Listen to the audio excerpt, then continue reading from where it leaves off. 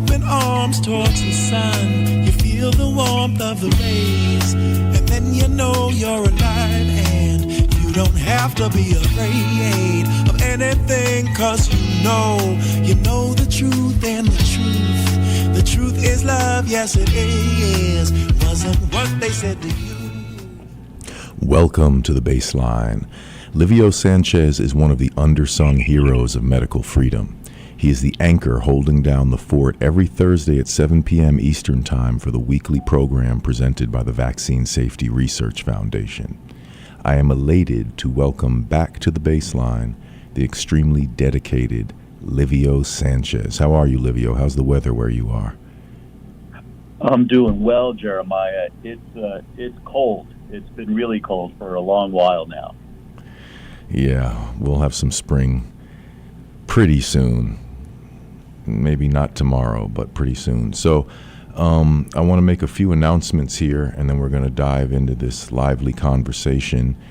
I have another affiliate program. I'm trying to make the Bassline something that can sustain itself. So I have a few affiliate programs that I'll be presenting to you, and a new affiliate program is something called Private IPTV Access.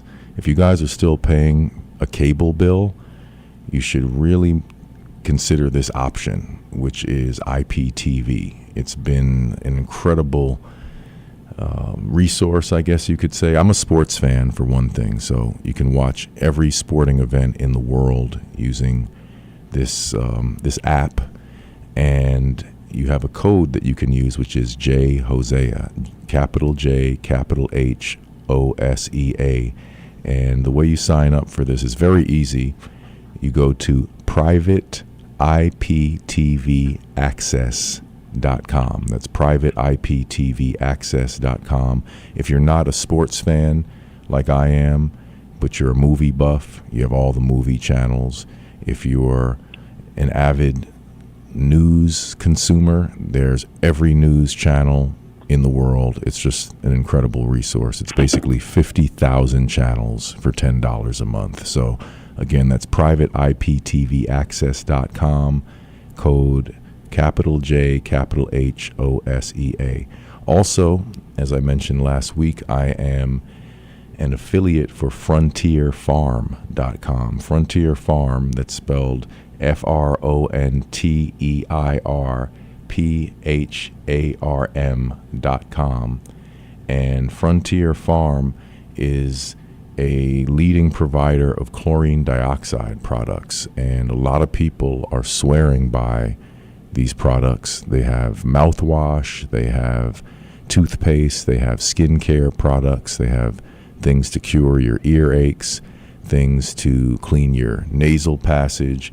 Go check out the catalog over there. It's really a rapidly expanding inventory of great chlorine dioxide products, and they've been very helpful to a lot of different people. So please look into it. This is part of a movement for people to take charge of their own health, to avoid visits to the doctor, and to have prophylactic products, anti-parasitics on hand, so we don't have to go to the hospital if we can avoid it by any chance.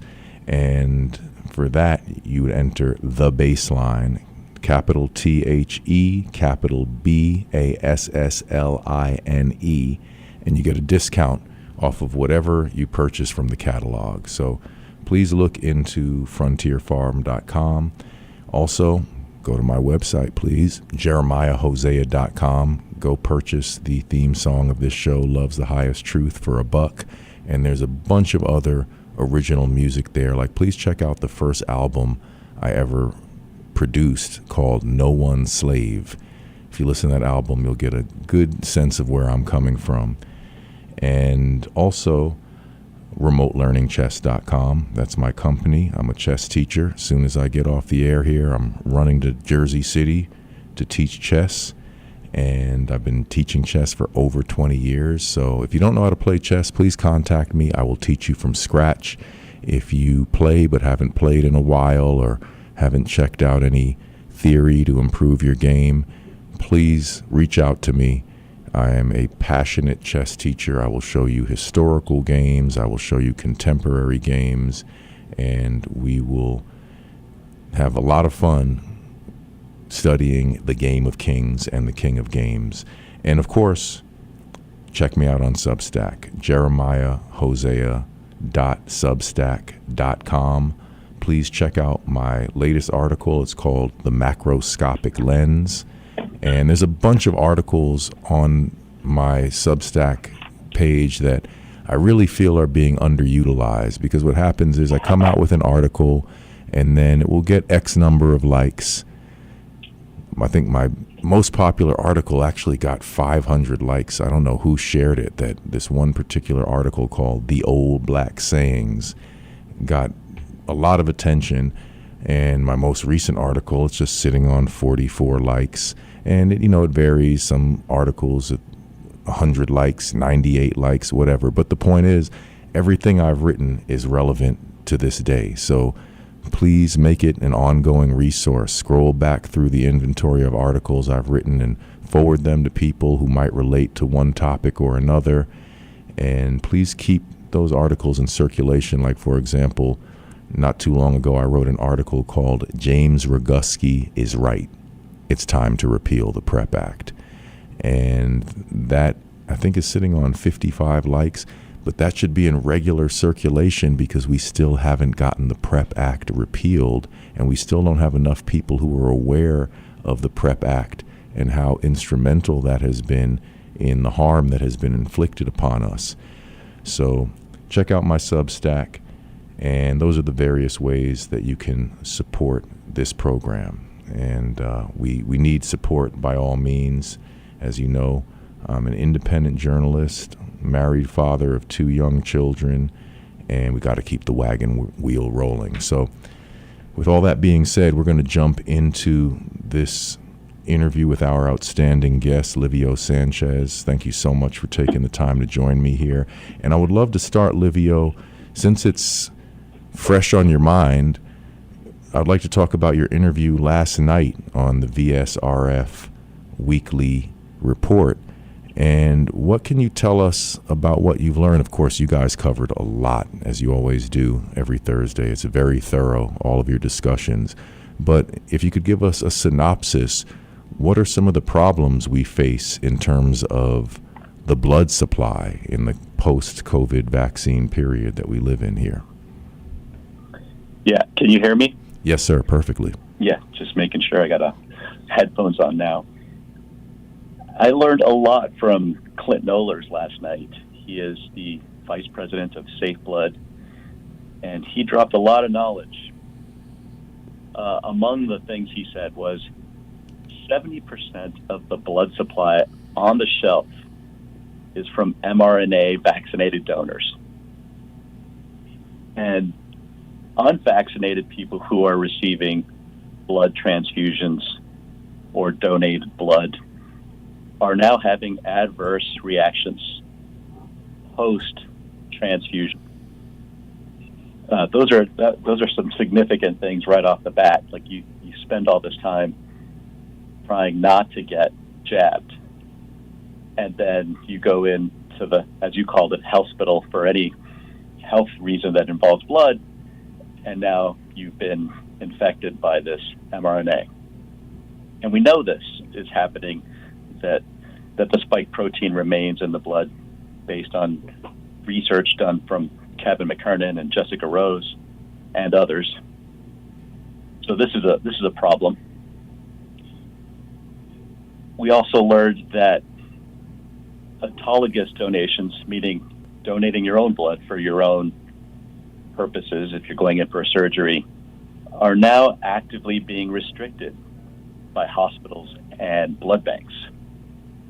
Wow. That's always been safe to do and easy to do, but now we're learning that that's becoming an issue for hospitals and blood banks. Other things that came up, I was referencing a lot of news recently about a shortage in blood donations or the blood supply.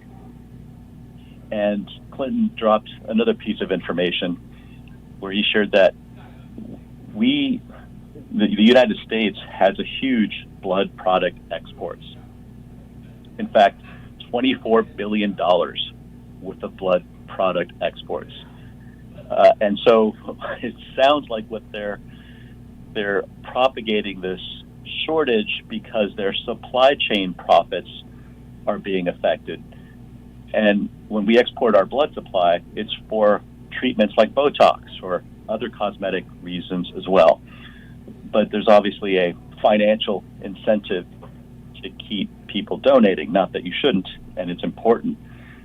But there's a little bit of propaganda going on with this news about the shortage of blood. Those are the main points I learned. Right. Yeah, that was another outstanding discussion, and you did a great job as always.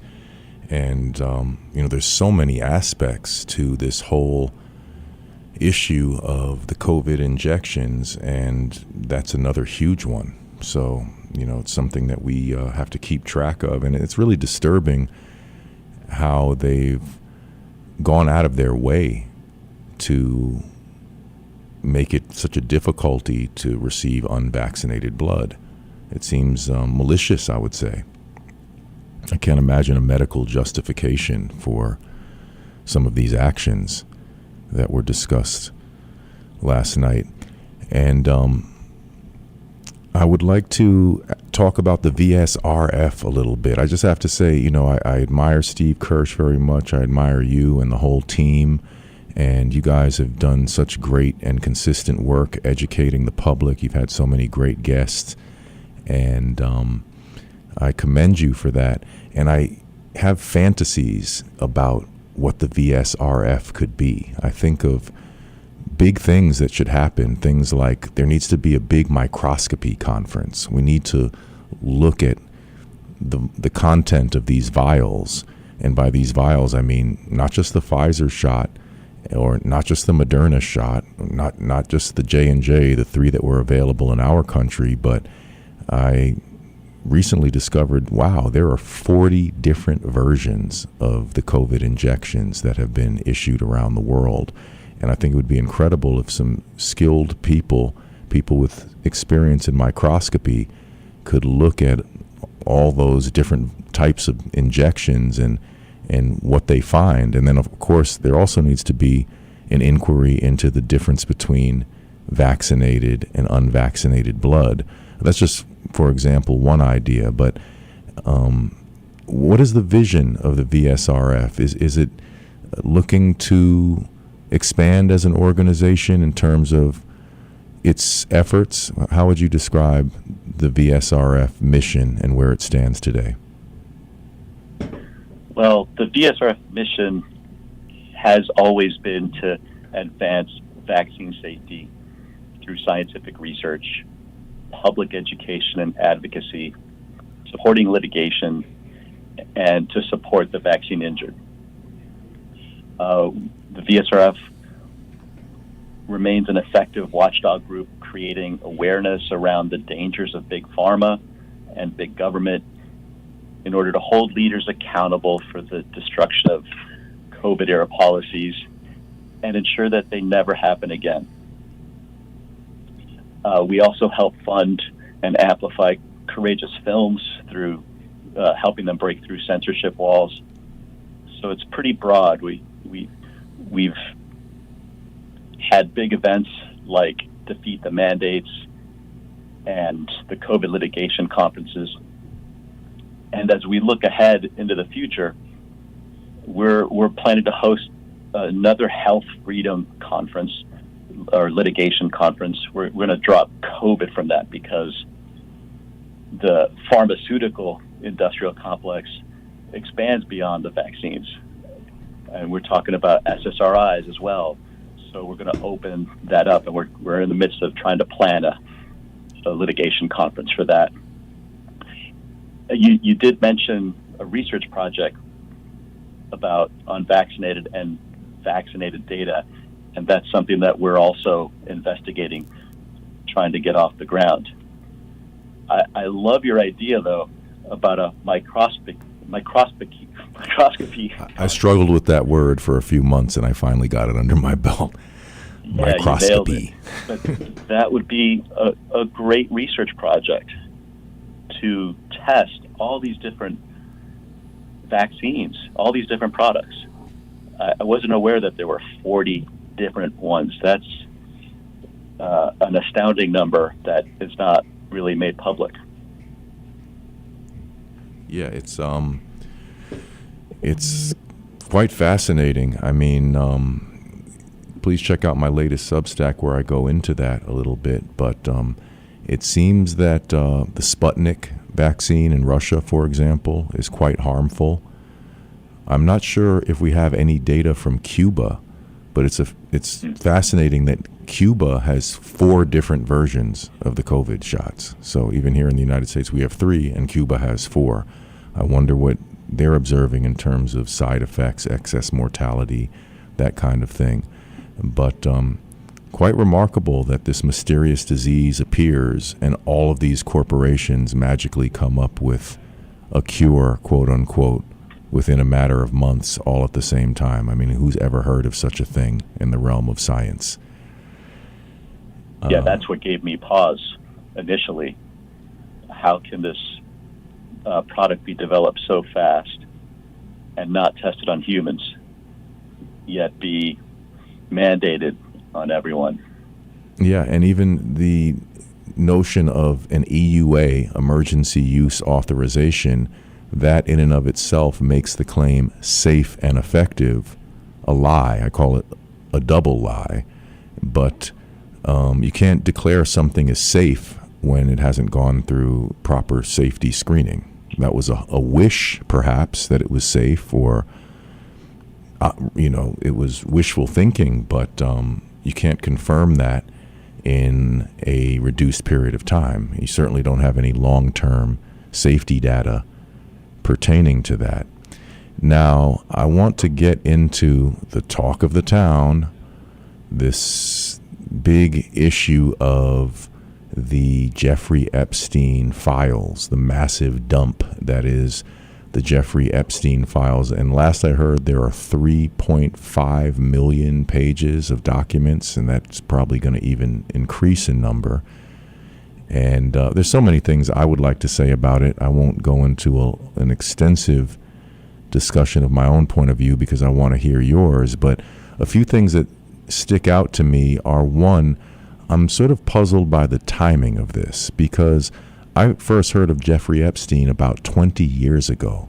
A friend of mine, Bill Clinton, is a leading client of this known sex trafficker, and this man has provided these sex trafficking services, if you will, to many of the elite, and basically, the stuff is going to hit the fan. There's going to be a big, I assume there would be arrests, that there was going to be a big shakedown, if you will, a big bust of this whole operation.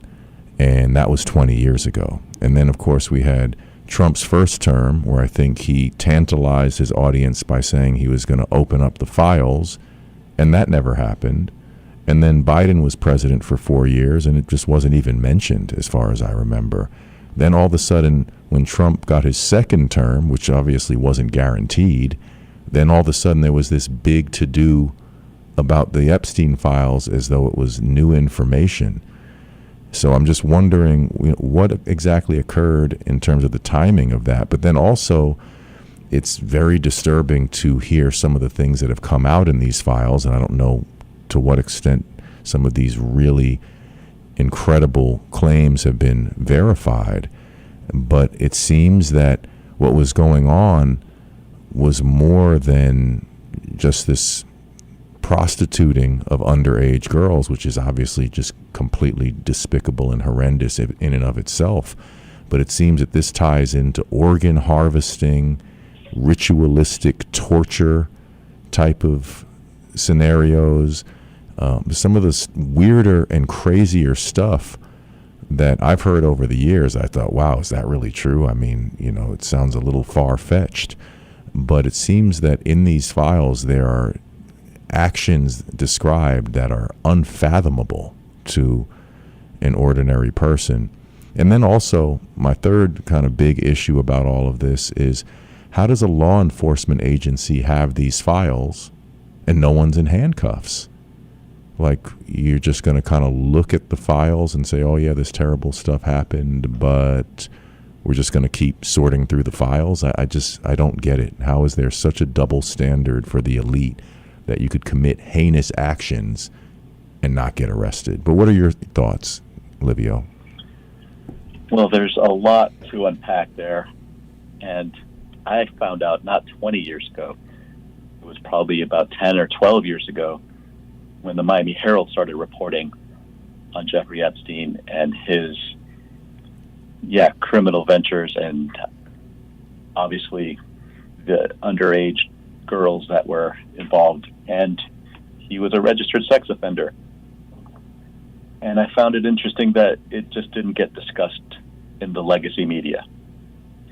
And of course, there's all the records of Clinton flying on the Lolita Express, Bill Gates, all that, and they were free to continue doing what they did, and nobody seemed to care. And here we are now, and all the conspiracy theorists are seemingly being proven correct. One question I do have, which you brought up, is why now? And with all these documents and where we are with AI, I still question everything now, the validity of what's coming out. It's interesting to hear or read these emails about Bill Gates, for example, and them planning a pandemic years ago. But I find it odd that it was an email to himself, not to Bill Gates. So those are just questions that I still ask questions as to why now. We also, just to piggyback back to the end of the last question, that Operation Warp Speed was actually a Department of Defense operation. Right, as proven in the case Brook Jackson versus Pfizer. Exactly, and Donald Trump even said it recently, that it was the greatest Department of Defense achievement. So tying Epstein to the Department of Defense, again, another interesting coincidence. And to me, it's all these people in this document, they're all compromised, and it's all coming out. But for why now? What is going to happen? Ultimately, I still feel that part of this is the destruction of the dollar and how to transition to new currency, digital currency or something else, but it seems like we're heading to some sort of social credit system. And so it seems like they're priming society for some big shift. Yeah. And I don't know. I don't want to say too much about what I think, because things are unfolding so rapidly, and I still like to let things sort of continue to reveal themselves before saying too much. Yeah, that's a prudent thing to do, especially when you have such a massive trove of documents. It's impossible that any human being on the planet has read all of it. It's impossible anyone's even read half of it. So, right. I mean, the process even of how do we go about sifting through all of this content, all this disturbing content. And I'd really like to ask everyone to, if you haven't already, please subscribe to the Bassline podcast on YouTube. A good friend of mine has been an incredible asset recently in terms of taking the time to upload each interview that I've done to YouTube, and has even made some shorter clips that are maybe more palatable than the 1 hour program. And I did an interview with Destiny Resendez, you might recall. That was my second interview with Destiny, where she talked about the COVID Epstein connection, and that was last May. So please reward this program for being ahead of the curve, and go find that 5-minute clip and spread it around, because it might help some people put some of what's happened in perspective. And this organization called the Global Health Investment Fund has been instrumental in the COVID period. And Jeffrey Epstein was the one who rounded up the investors. He was instrumental in forming that organization, which continues to operate to this day. And I think it's a pretty dubious concept to think that a trafficker and an abuser of people was somehow genuinely interested in public health. I think there was obviously an ulterior motive to that, but please go check out that 5-minute clip and help it circulate, because I think people really need to start wrapping their head around just how enormous this whole crime actually is. And I would like to talk strategy a little bit with you, Livio, and also let me mention, as I venture into the strategy conversation, I just want to say to our audience, we have formed a new community on X. It's called End All Tyranny, and we're now hosting our nightly spaces through End All Tyranny, and we're actually going to do, for the first time tonight at 9 p.m. Eastern on X, the Bassline Extra. So we're going to play some clips from this interview, and we're going to discuss some of what we're discussing here today. And you can join us. You can be a listener, or you can request a microphone and share your opinion. We love to hear new voices in our community as often as possible.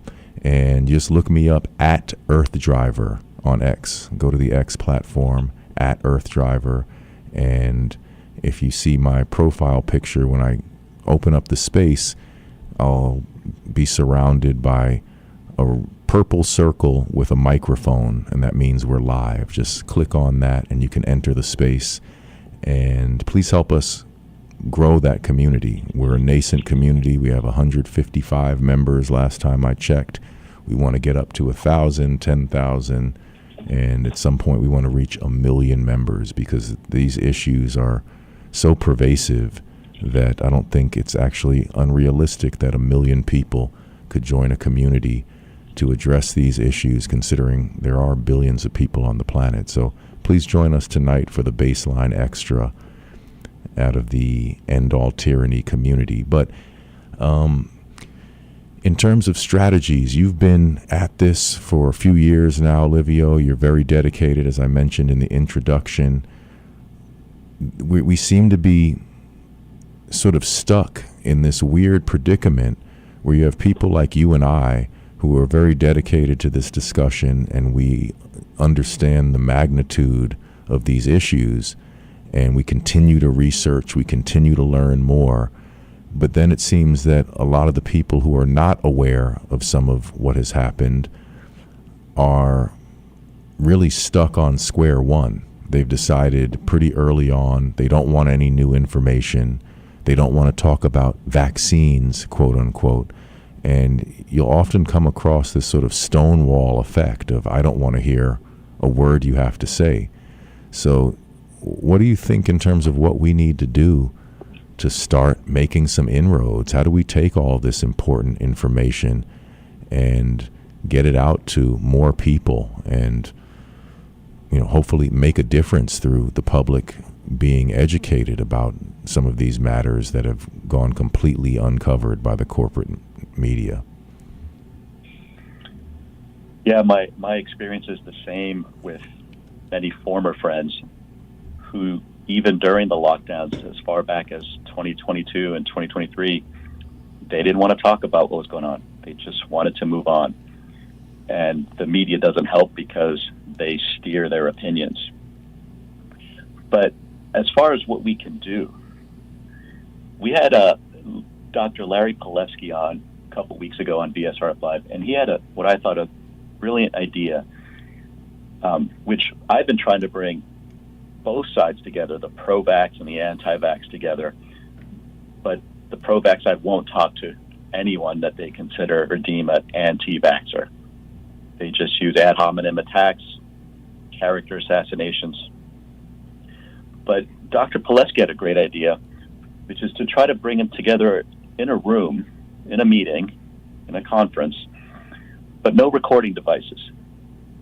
Just discussion. Bring them together. Don't worry about the cameras rolling and being afraid of what you may or may not say, and listen to the other side. And I thought that'd be a great way to maybe attract both sides, because I do feel like, especially doctors, medical practitioners on the pro-vax side, they see what's going on with doctors and nurses who speak up and how they get canceled, lose their licenses. And I think there's a lot of fear that they have families, expenses, their entire identity is built around their career and being right. And I understand why there's a lot of fear for them to speak up. But if there was a safe place for them to come together and actually listen to each other, I think that would be a really good start. Yeah, I think that would be a great start as well. And one of my main efforts in all that I do in this struggle is I try to just amplify the voices of people who are sharing great information and putting forth great efforts. And I think a lot of people could really do a lot of great work just in that respect, even if you're not per se a writer or a public speaker or a doctor or any of those things. You can take 5 or 10 minutes out of your day just sharing information, posting it on social media, texting it to people directly. Another great thing I think is for everyone to try to locate a boots on the ground community organization, a medical freedom focused organization in your city or town. And if one doesn't exist, stop and think if realistically you can start that group. It doesn't have to be well funded at first. It doesn't have to be 100 people. It could literally be a few people who meet once a week and strategize and help spread information. But one of the things that I've come to the conclusion of in all of this is that we really need an educated public as well as possible. I mean, of course, we're not going to become doctors necessarily. We can't become just experts in various fields of biology, microscopy, whatever. But we have to know as well as possible what's going on. Like, it's clearly, in my mind, unacceptable to think that specialists or policymakers are going to do the right thing on our behalf, and most of the public won't really be up to understanding it, but okay, we have these great people in high places who are taking care of us. I think we really need the public to start wrapping their heads around what has happened in terms of the COVID shots in particular, but then questioning the vaccine schedule writ large, questioning vaccination as a practice. And I actually wanted to ask you about that because, of course, even the term or the title, the name Vaccine Safety Research Foundation implies that there could be a safe vaccine. But from what I understand, Steve Kirsch has become more and more skeptical, at least, if not opposed outright by now, to vaccination as a practice. And I also fall into that same category. I was not, as I've said many times, I wasn't an anti-vaxxer. I was just against the way the COVID shots were being forcefully implemented. But the more I've researched, I'm at the point where I'm not just an anti-vaxxer, I'm a vaccine abolitionist by now. So where do you think Steve stands now, and is the concept of a safe vaccine even realistic at this point? What are your feelings about that? Well, my understanding from Steve, and I don't like speaking for him, but I think I know that he is now would consider himself anti-vaxxer. He would not recommend any vaccines. He wouldn't take any vaccines as far as I know. So he's come all the way around. And one thing I know of all the people that I've met in this, well, I would say at least 99% that I've met, they were pro-vax. They're in this because they were either vaccine injured or someone they know was vaccine injured, and they then started to question and were then labeled anti-vax. So it's not like most of the people started anti-vax. And I think Steve's come all the way around. Like, even though it's still the Vaccine Safety Research Foundation, I don't think there's any safety. And where there is risk, there must be choice. Absolutely. What a fundamental concept, and how surprising it is that so many people would resist that concept. I mean, it just, I use the example of, would it be right to force me to eat a hamburger if I'm a vegetarian, which I'm not a vegetarian, but say that I were? Are you going to force me to eat a hamburger? I mean, would that be ethical? Is that okay? Or say, for example, I'm not a football fan. Can you force me to watch the Super Bowl? So why would it be different with vaccines? I would think actually it's more serious in the case of vaccines because this is an invasive medical procedure. So, I mean, how did so many people get on board with the idea of being an apologist for coercion in regard to an invasive medical procedure? I still remain astonished by that. Yeah, I think the big word is propaganda.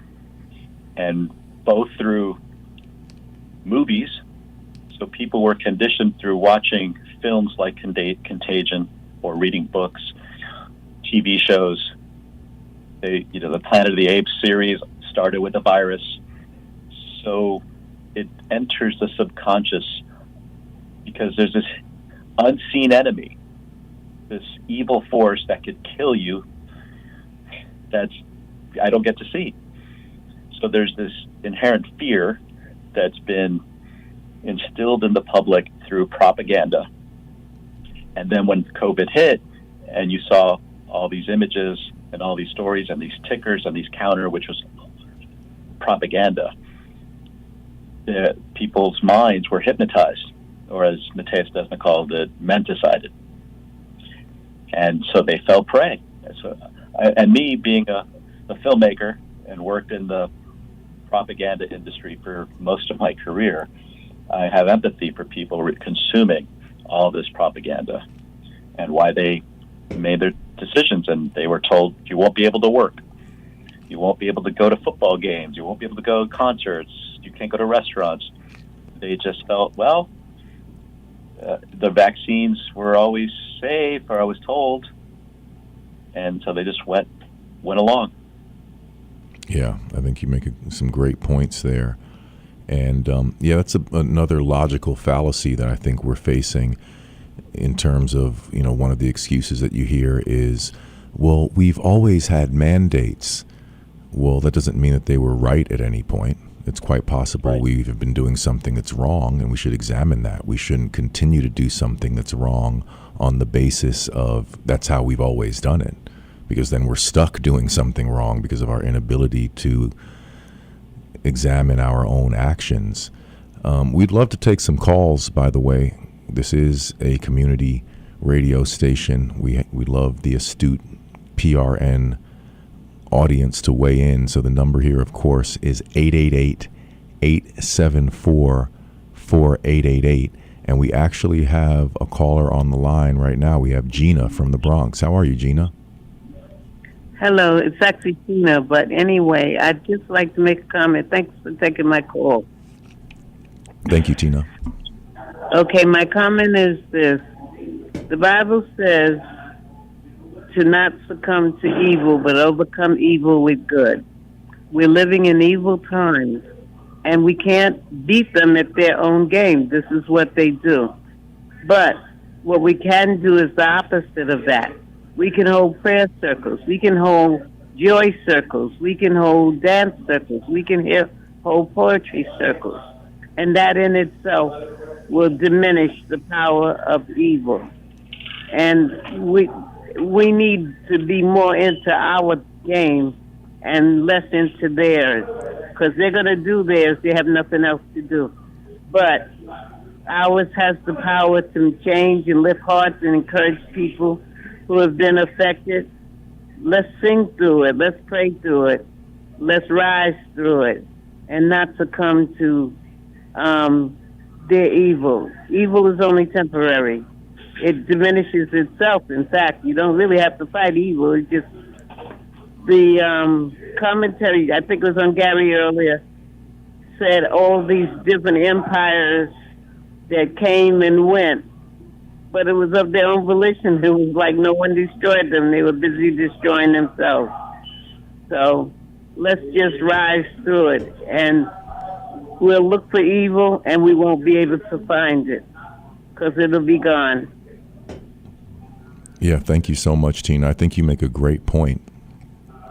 And you remind me of one of my personal aphorisms, which is there's no reverse bomb button. Meaning once an atrocity is committed, unfortunately, we can't undo those heinous actions. But what is the solution? It's to be alive, to enjoy our lives, to enjoy each other's company, to enjoy music and food and educating each other. And, it's not going to come in the form of some big explosion. It's going to come in the form of people living and enjoying their lives and respecting each other and loving each other. So I think you make a profound point there. And actually, you remind me, I forgot to mention, the next 528 frequency jam session is scheduled for March 29th. That's the last Sunday of March. We're going to continue with our 528 jam sessions. They've been joyous, and it's an opportunity to do what Tina was just talking about, have an honest to goodness good time with other human beings. So please come out to Rock Mill Fitness. That's 274 Lenox Avenue, just south of 124th Street. And it's a lovely venue. We have traditional African instruments mixed with my loops and my very sort of modern approach to the electric bass. And it's all in the 528 frequency. So please join us for that, March 29th. But I think we actually have another caller on the line. We have Roger from New Jersey. How are you, Roger? Well, fine, thank you. Excuse me. Your point about people not being forced to accept things into their bodies without their will. Have you done any investigation into this geoengineering business? For example, here in northern New Jersey, we started out with a perfectly blue sky. We see all these quote-unquote trails come across, and there are 2 states, I believe, that have banned this practice. There's a bill in the New Jersey Assembly to ban it as well. What is your understanding about what is in this stuff, and what can we do to protect ourselves? That's a great question. I think geoengineering is real. I think it's a serious, serious problem. The skies just don't look normal on the average day. I mean, I notice I go to take my kids to school in the morning, and just as the kids are filing into school, there are these streaks right overhead. Who did that? What is the content of that? Then I go to pick my kids up from school, and as we're leaving the premises, again, streaks in the sky. Before this big storm, and some people have speculated this was an engineered storm, I can't personally confirm that, but the sky was full of these streaks all week long, and then this big snowstorm that they publicized happened. And I'm very curious who is behind that. Is the mayor signing off on that? Is the governor signing off on that? And I know, of course, there's the great resource, which is geoengineeringwatch.org. Dane Wigington has been on top of that issue for a while. But I wish I could recommend a way of protecting us. But how can you protect yourself realistically from particles that are being released in the air? Because, of course, there's no law of physics saying that a particle will remain in one place. So yeah, it's a huge issue. It's another thing that people dismissed as rubbish, but more and more is coming out that indicates that it's a very real problem. And what the end game is with that, I don't know, but it doesn't seem to be something copacetic at all. It strikes me as nefarious. What are your thoughts on the geoengineering issue, Livio? Well, just this morning, it was a beautiful blue day up here in New England, western Massachusetts, and I had to run some errands, and I saw those streaks in very deliberate patterns it appeared to be. It wasn't like they were following some flight path. They were creating some sort of pattern in the sky. And now as I sit here, it's just this grayness again. And there's no doubt in my mind that, and it's openly discussed, that weather can and is being manipulated. Even the snowstorm, the last one up here, there was something different about the snow. It just had a different texture, consistency. It wasn't your typical nor'easter that I've experienced since living on the East Coast for the last 16 years. So, yeah, I think something's going on. Yeah, I noticed that as well. Actually, the last 528 jam session was on the day of the big storm, and we decided, you know what, we can't cancel the event. You know, I was joking. They say the show must go on, and in this case, it's the snow must go on. But I was dragging my equipment to the venue in the snow, and the snow was almost like hail. It was hitting. I could hear it bouncing off of my jacket. The ground was covered with snow, but it was just this persistent hail, like I was being hit with these little pellets. And that struck me as strange.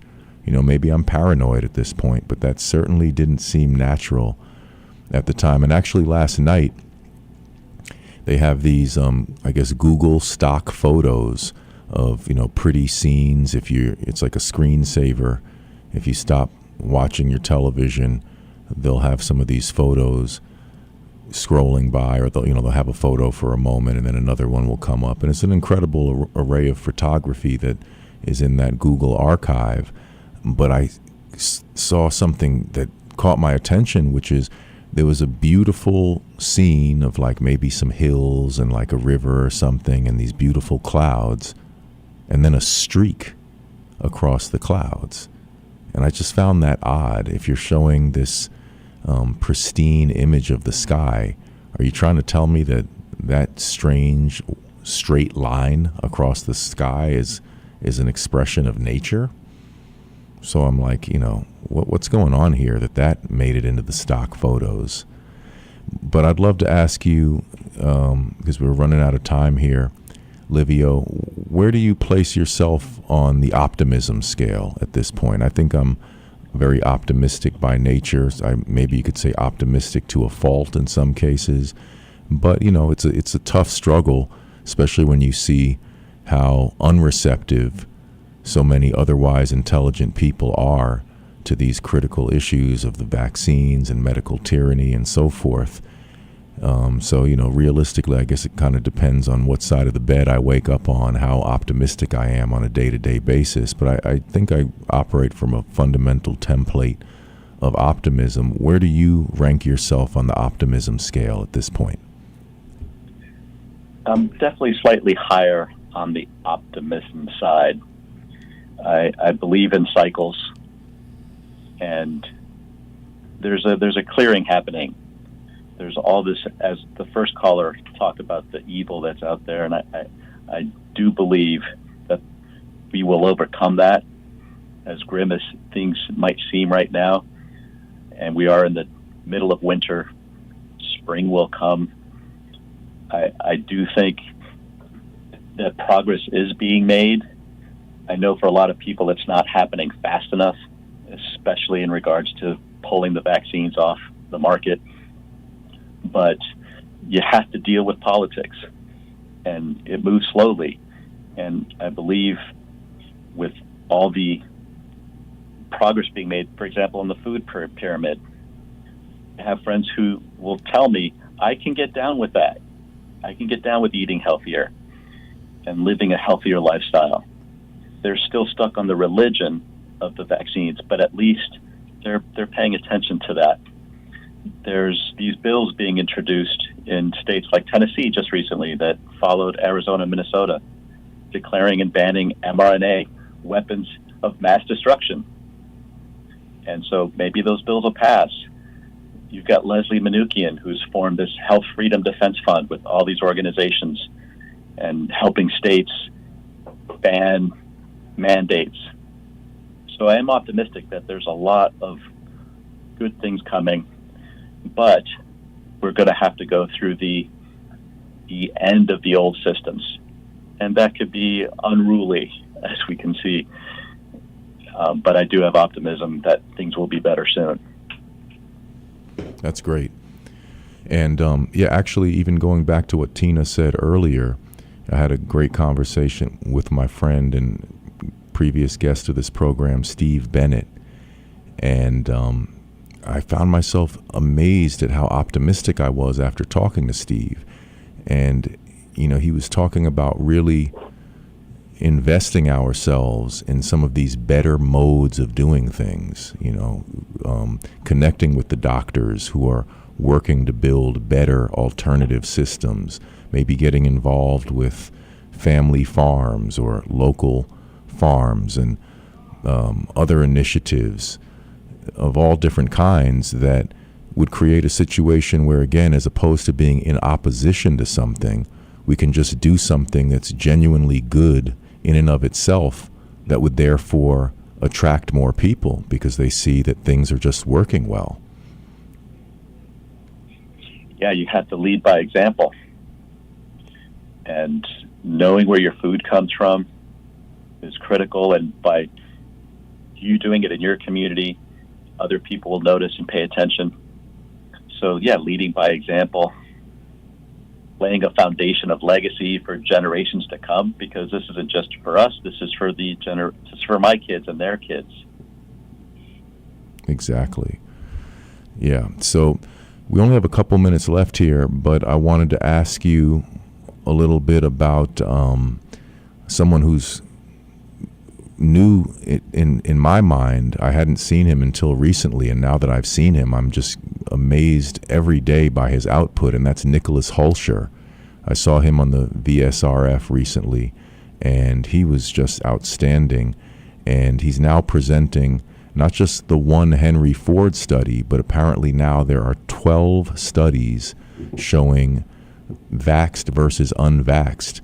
And across 22 different categories of health, the unvaccinated were healthier than the vaccinated. So, I mean, that seems like game-changing information if it could be brought to the attention of the public. Could you just mention quickly in a minute or two some of what Nicholas Hulsher has been uncovering? My favorite thing about Nicholas is he's a young man who has all this energy. He's so well-spoken, so thoughtful, does the research, does the work. And you know he's doing good work because he's already being attacked by the legacy media. Yeah. But the information and the research he's doing will reach a mainstream audience and is going to have significant impact.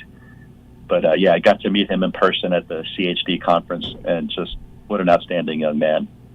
Yeah, absolutely. I'm very impressed. And I hope to interview him at some point because he's a real powerhouse right now doing a lot of great work. So we're pretty much out of time, everyone. I want to thank you, Livio. I really appreciate all of your efforts. And it's funny, when I mentioned that I was interviewing you, everyone had the same reaction. He's a great guy. So you're leaving a great impression wherever you go, Livio, and I just want you to know that people really admire you and really appreciate your dedication. Thank you, Jeremiah, and I appreciate all the work you're doing in your calm demeanor, yet your tenacity at continuing to keep doing the work that you're doing.